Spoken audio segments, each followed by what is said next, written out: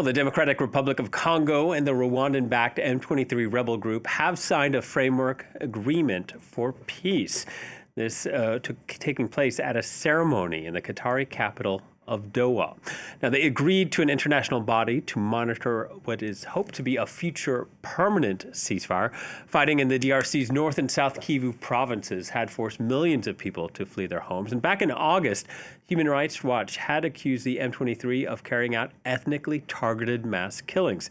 The UN has described the situation as one of the most complex and serious humanitarian crises on Earth. Let's speak to our correspondent, Emmet Linvingstone. Hello to you, Emmet. This agreement being signed just moments ago. Tell us about the details. So thank you very much. Unfortunately, the details aren't entirely clear at the moment. As you point out, this agreement was signed literally only minutes ago.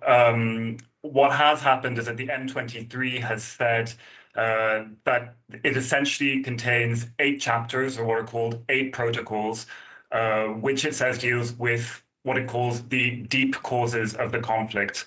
But beyond that, it's very difficult to say what is in the agreement. The Congolese government hasn't yet spoken, and the text of the agreement hasn't been published.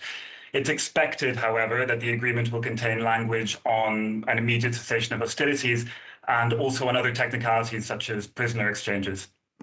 Meanwhile, what we do know is the situation in the DRC, very volatile. M23, just one of more than 100 armed groups fighting for control of Eastern Congo. So even though we don't know what's in this agreement yet, is there really a chance for a lasting peace? The hope is that this agreement will eventually lead to an overall peace agreement between the M23 and the Congolese government, but it's important to underline that what's been signed today isn't actually a peace agreement. It's, as you said, it's a framework agreement that's supposed to lead to a peace agreement.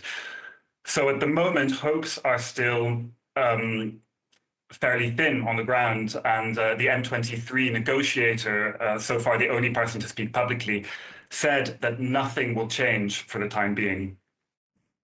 All right, Emmet, thank you very much. Emmet Linvingstone reporting.